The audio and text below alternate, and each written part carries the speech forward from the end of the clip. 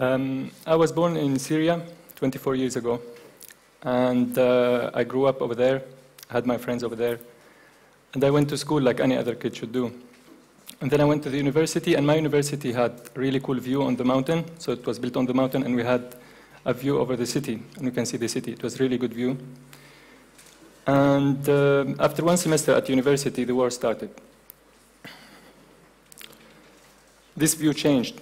We would see the smoke and hear the sound of explosions over the city while we're sitting in the cafeteria or while we are in the classes. We would be in class and hear an explosion. The teacher would stop for 2 seconds and then continue as nothing happened. At start, we got afraid of the sound, but after a while, we just got used to it, and it was just something to ignore. I remember being in the cafeteria, and we were all watching the news about an explosion that happened in another university, and 3 people died. And one of them was a guy in my school. And we were all sitting in the cafeteria thinking that like this could happen to any of us. And it was scary. We received bad news every day, and some electricity stations got destroyed, so the electricity was no more enough for the whole city. So places would take shifts of electricity, so like some hours of electricity in this place and then another place. And at some point we had 2 hours of electricity and 4 hours without. So imagine how is it without electricity. The light is okay, we can replace it with candles, but then the internet, the TV, the elevator, if you live in the 7th floor, you have to go up the stairs. And the food in the fridge gets ruined. And we had some generators in which you can put fuel and then it produces electricity, but it was really expensive and not many people could afford it. And also the fuel, we had problem of fuel and it got more expensive. And with no lights in the streets, some people took advantage of this. So they were kidnapping other people and asking their family for money. They give them the money, they give them their kid. Sometimes they don't give their kid back. We had also the problem of inflation, so the prices got 10 times higher. So if we use Syrian pound over there, it's, before the war it was each euro is 60 Syrian pound, now it's 600. And so imagine if your salary was 10,000, now it's 100. And we also had the problem of water. Also, we would have only a few hours of water a day. That's when we line up for the shower. We start the washing machine. And we fill as much bottles as possible. Some people had trucks with big containers, and they fill it with water. And then they go to the buildings, and they fill the tanks so people would have water. And they take money for this. And we had, at some point, we had 10 days without water. Drinking wasn't the biggest problem for us, because like you can drink juice and other drinks. But like how to take a shower, to wash your clothes, to wash the dishes, and to go to the toilet. 10 days, people started pranking each other, so a guy would go on Facebook and he would write like, "Hi, my name is na-na-na. I have a truck with a big container, I have water. If you need water, call me, and I will come and fill the tank." And then he would put his friend number. Now his friend, he doesn't have a tank, he doesn't know what's going on. He would receive thousands of messages. It's like, "Hey, I need water." "Yeah, me too." And yeah, it was, so the water. And then I remember once we were at my mother's house, and we started hearing gunshots. It was okay. We were used to this.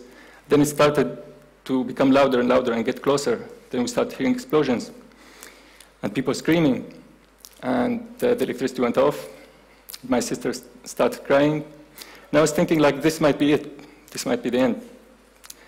What would people think about me if I die? And I started remembering what bad things I did, what I said to people. And I sent some messages to people like, "Sorry I did this," or "Sorry I did that." And I made a promise to myself, if I make it out of this, I will become a better person. And I did. After this, my mother went to France. She settled down over there. She's French. And I was lucky to have the French nationality.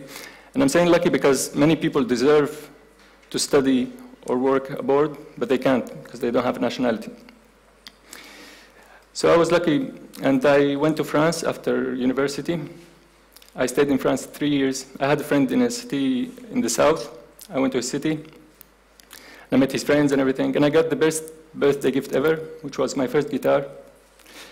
I started learning the guitar. I started creating melodies and then writing songs. Music is really beautiful. It connects people. It doesn't harm anyone. And many, like you can find two enemies that like the same song. It's amazing also how when you write songs, you can put the worst thing that happened to you in one song, and it will sound good. Some people, sadness is human. Everybody feels sad every once in a while. Some people will do sports, go for a run. Some people will watch a movie and eat ice cream and cry. I write songs. And it helped me to communicate with many people.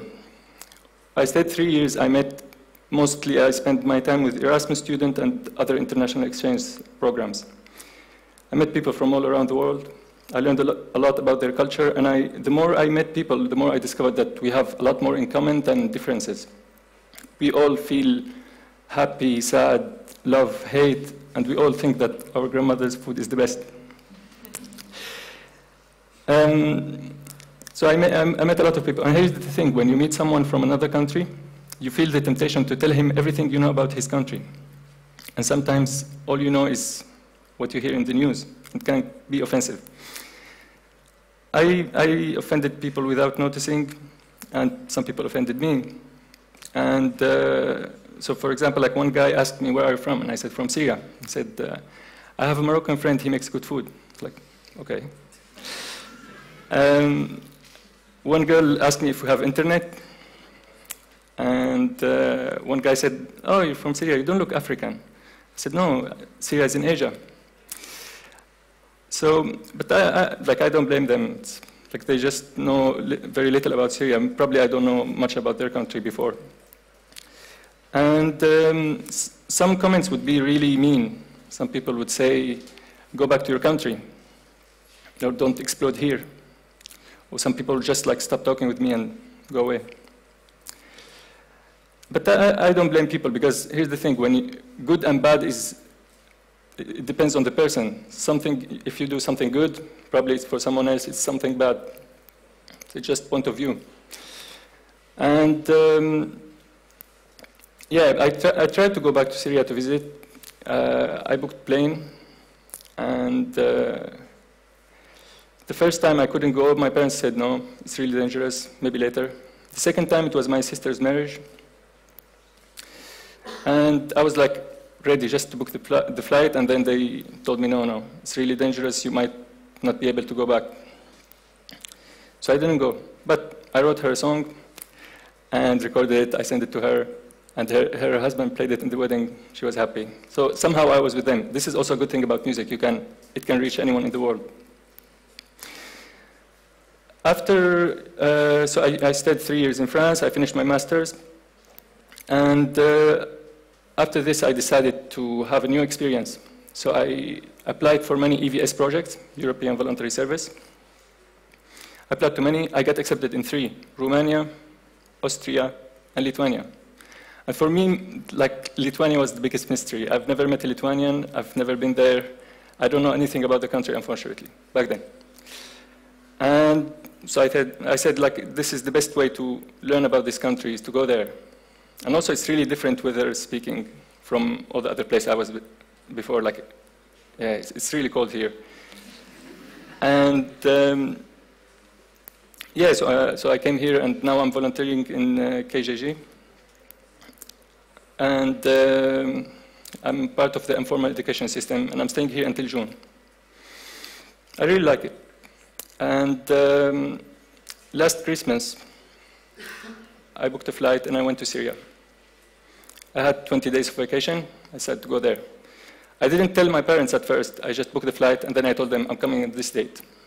Because otherwise they would tell me no, and they try to change my mind. They miss me, obviously. They want to see me. But they're afraid something bad could happen to me. So I went there. I stayed 20 days. Many things changed. The people, the places. And my sister got a cat. and he took over my room, so I couldn't sleep in my room. And it was dangerous, scary, and things were happening, like all those things before, and the electricity and the water. It was hard to deal with this after 3 years. And it was really dangerous and scary, but the love I got from the people over there in 20 days was worth it. It was worth dying for. Thank you.